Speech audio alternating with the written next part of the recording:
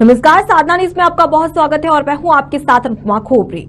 और रुक करते हैं इस वक्त की बड़ी खबर की ओर, जो कि इंदौर से है, जहां पर पीएफआई पर केंद्र सरकार का बड़ा एक्शन। जी हां, आपको बता दें कि पीएफआई पर 5 साल के लिए प्रतिबंध लगा दिया गया है, जहां पीएफआई से जुड़े संगठनों पर भी प्रतिबंध लगाया गया है। मंगलवार को कई राज्यों में छापेमार कार्रवाई हुई थी, जहां देश भर में पॉपुलर फ्रंट ऑफ इंडिया गतिविधियों पर रोक लगाई गई है। गिरफ्तार किए गए 21 सदस्यों को जेल भेजा गया है। साथ ही जिला पुलिस ने प्रतिबंधात्मक कार्रवाई की, जहां दस्तावेज, मोबाइल, लैपटॉप और इलेक्ट्रॉनिक डिवाइस भी जब्त किए गए हैं। पुलिस ने सभी जब्त सामान को एटीएस यानी कि एंटी टेररिज्म स्क्वाड को जानकारी दी है। साथ ही मध्य प्रदेश में पॉपुलर फ्रंट ऑफ इंडिया से जुड़ी ये बड़ी खबर आपको बता रहे हैं। तो लगातार देश के साथ ही साथ मध्य प्रदेश में भी पॉपुलर फ्रंट ऑफ इंडिया काफी सक्रिय था। पीएफआई के पदाधिकारियों से पता किया है और उनके जो एनआरसी में विरोध प्रदर्शन हुए हैं या खरगोन दंगों के समय जिन्होंने धरना प्रदर्शन किया है, उन लोगों को हमने तब चिन्हित किया था जिन्होंने पीएफआई के बैनर के तले कार्य किया है, और उनके ऊपर हम लगातार नजर रख रहे हैं।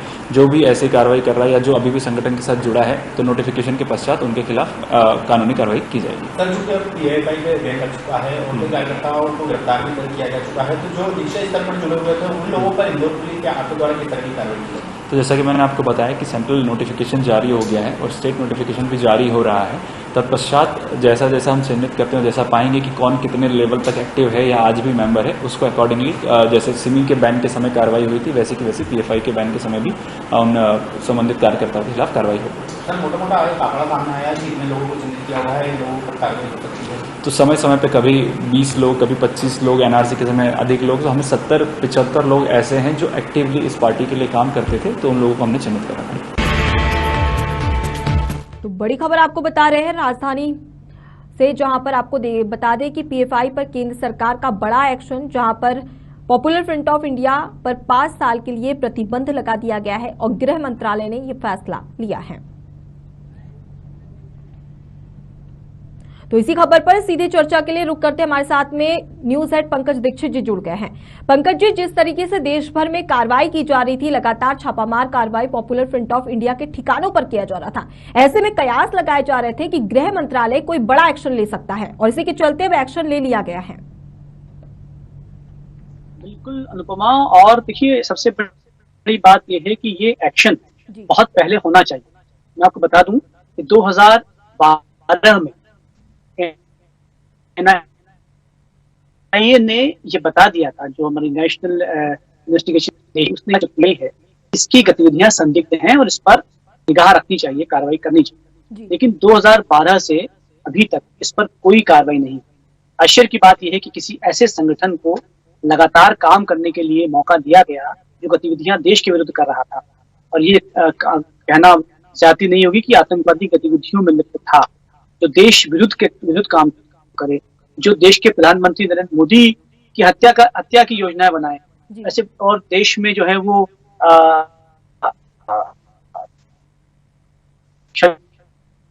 ऐसे जो संगठन है उन्हें बहुत पहले बैन करना चाहिए था। बहरहाल देर दुरुस्त आया, इसे बैन कर दिया गया है, और इसके साथ में 8 और संगठन हैं इस तरह के पर गलत गतिविधियां कर रहे थे, षड्यंत्र में कहीं न कहीं लिप्त थे, उन पर भी प्रतिबंध लगा दिया गया है। तो ये अच्छी कार्रवाई हुई है, और इससे ये फर्क पड़ेगा कि अब देश में जो ये देश में रहकर देश के ही विरुद्ध काम करने वाले जो लोग थे, ये फिरका परस्त थे, उन पर अब पाबंदी लगा जी। अगर मध्य प्रदेश की बात कर ली जाए पंकज जी, तो मध्य प्रदेश में कहां-कहां ये गिरोह सक्रिय है और किस तरीके से कार्य करता था, क्योंकि मध्य प्रदेश में भी कार्रवाई की गई है जहां पर कई सारे सदस्यों को गिरफ्तार किया गया है। देखिए, मध्य प्रदेश में अगर मुख्य रूप से हम कार्रवाई की बात करें तो इंदौर, उज्जैन, भोपाल, और आज की अगर बात करें तो श्योपुर, इन 4 जगहों पर कार्रवाई की गई है। और यहाँ से सबसे बड़ी बात यह है कि जितने भी पीएफआई के सदस्य पकड़े हैं, सबसे ज्यादा मध्य प्रदेश में उनके एजेंट पाए गए। 2 कार्रवाई हुई है, एक तो 22 तारीख को हुई थी और एक कल रात को। इन दोनों ही कार्रवाइयों में लगभग मध्य प्रदेश के 50 से 60 कार्यकर्ता जो हैं वो इस जा रही है। मैंने आपसे पहले भी कहा था, मध्य प्रदेश में और जगह हैं जहां पर दबिश दी जानी चाहिए। मैं बात करूंगा खरगोन की। खरगोन में आज से कुछ महीने पहले वहां पर जो है उपद्रव हुआ था और कुछ लोगों ने घर जलाए थे वहां पर।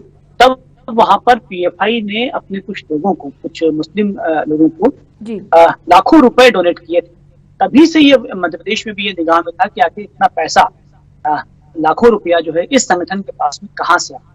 जी खरगोन है, खंडवा है, इसके अलावा मंदसौर जिला जो है वो भी संदिग्ध रहा है इस तरह के मामलात में। नीमच जो है वहां से पहले सिमी के लोग पकड़ाए हैं। तो जो सिमी संगठन पर जब पाबंदी लगी थी उसके बाद जो सिमी के लोग हैं, ये भी कहना जो है मुझे लगता है कि मुनासिब होगा कि वो जो लोग थे जो सिमी से कहीं जुड़े हुए थे और वो कहीं पकड़ में नहीं आ पाए, उन्होंने अपना एक नया फ्रंट जो है तैयार कर लिया, नए से काम कर लिया और उसे नाम दे दिया people front of India, PF. जी जी तो मध्य प्रदेश में कई और जगह हैं जहां पर काम किया जाना चाहिए लोग, और हो सकता है कि एनआई और जो अन्य संगठन हैं उनकी निश्चित रूप से इन पर निगाह होगी और कुछ समय के बाद में हमें देखने को मिलेगा कि यहाँ से भी कई लोगों की धरपकड़ की। जी बिल्कुल। पंकज जी, मैं आप तक पहुंचूंगी, लेकिन इस वक्त हमारे साथ में भोपाल से संवाददाता अमीन बेग जुड़ चुके हैं। अमीन, जैसा कि देखा जाए कि लगातार कार्रवाई की जा रही थी, एनआईए के द्वारा एक्शन लिया जा रहा था और अब इसी के चलते पॉपुलर फ्रंट ऑफ इंडिया को 5 साल के लिए बैन कर दिया है। ऐसे क्या सबूत मिले हैं जिसकी वजह से बड़ा फैसला लिया गया है?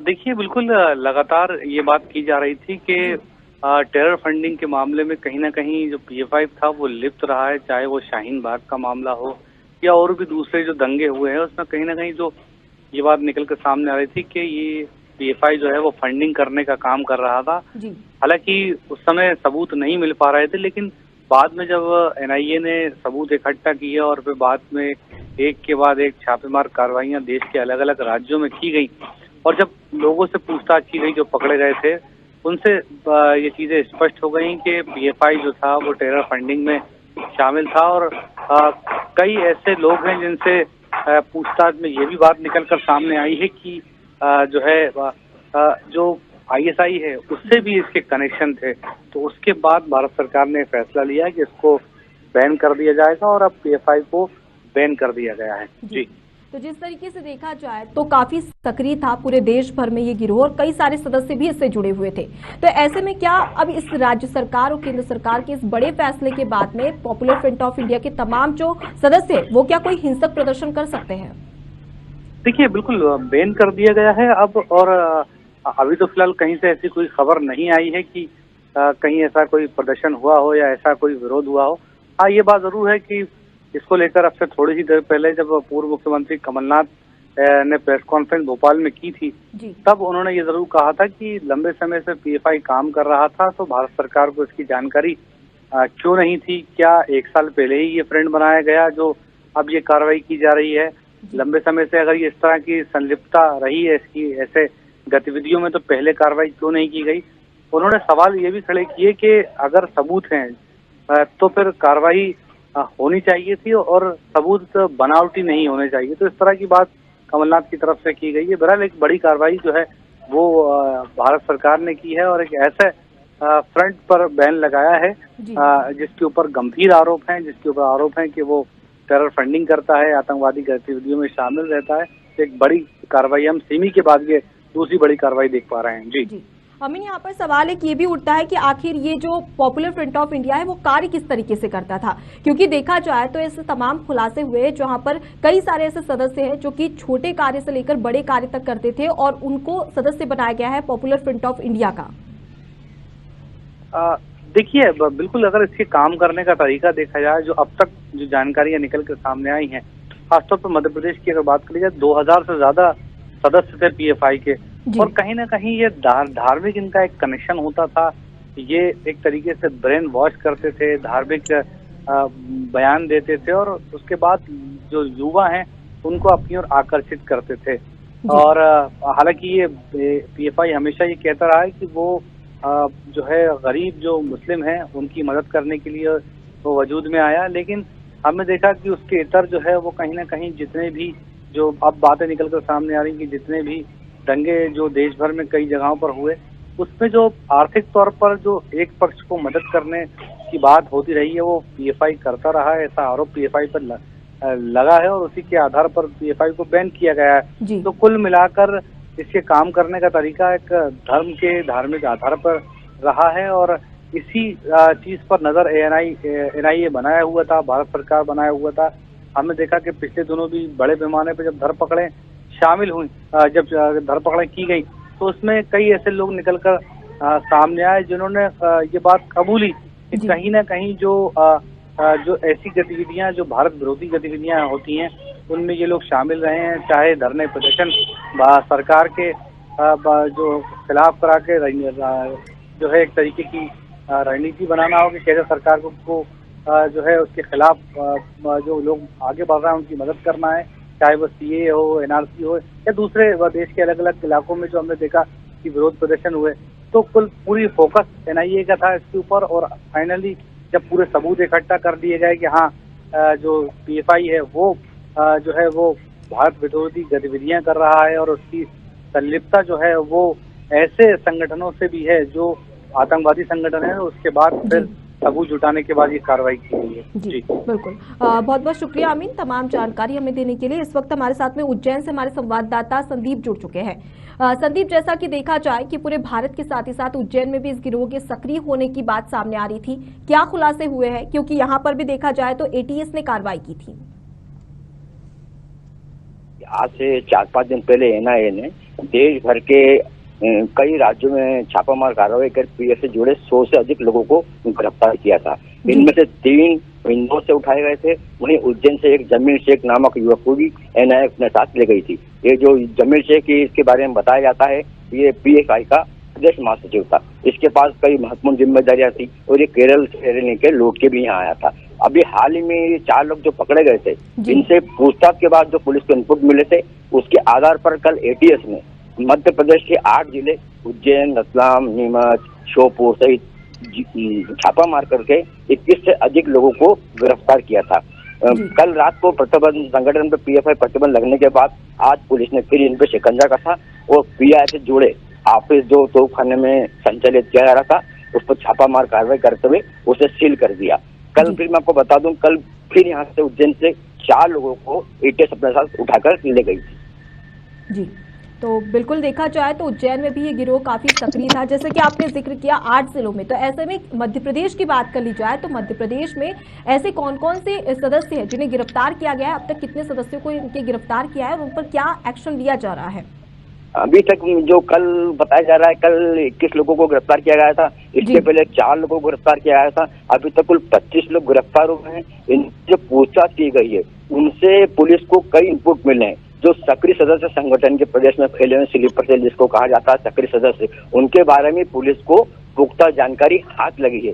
पुलिस धीरे धीरे इन लोगों के खिलाफ भी कार्रवाई करने की ओर आगे बढ़ रही है। जी, तो संदीप, अगर देखा जाए तो मध्य प्रदेश में इस पर सियासत भी देखने को मिल रही है, जहां पर दिग्विजय सिंह ने एक बड़ा बयान दिया है, पीएफआई की सीधे आरएसएस से तुलना कर दी है।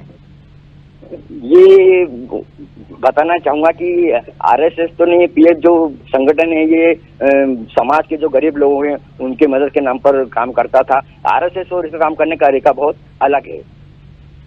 जी, तो कुल मिलाकर देखा जाए तो लगातार सक्रिय होने की बात सामने आ रही है और अब यहाँ पर केंद्र सरकार ने बड़ा एक्शन लिया है। बहुत बहुत शुक्रिया संदीप तमाम जानकारी देने के लिए और हमसे चर्चा करने के लिए।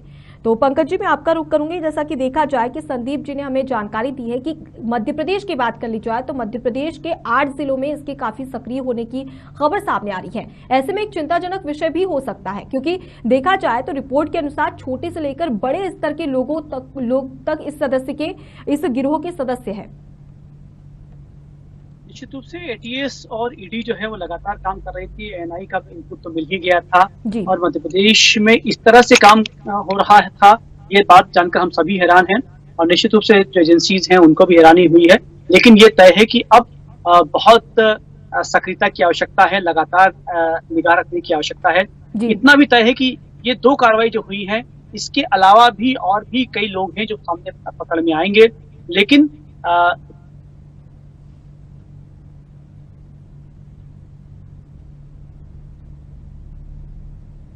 तो बहुत शुक्रिया पंकज जी तमाम जानकारी हमें देने के लिए। तो जैसा कि हमने चर्चा की तो उसमें देखा जाए तो पॉपुलर फ्रंट ऑफ इंडिया काफी सक्रिय हो चुका था पूरे देश भर में। मध्य प्रदेश की बात कर ली जाए तो मध्य प्रदेश में लगभग 8 जिले ऐसे हैं जहां पर पॉपुलर फ्रंट ऑफ इंडिया काफी सक्रिय है। हालांकि अब केंद्र सरकार ने एक्शन ले लिया है, गृह मंत्रालय ने फैसला ले लिया है और इसी के चलते पॉपुलर फ्रंट ऑफ इंडिया पर 5 साल के लिए प्रतिबंध लगा दिया है। अब देखने वाली बात होगी कि एनआईए लगातार कार्रवाई कर रहा है।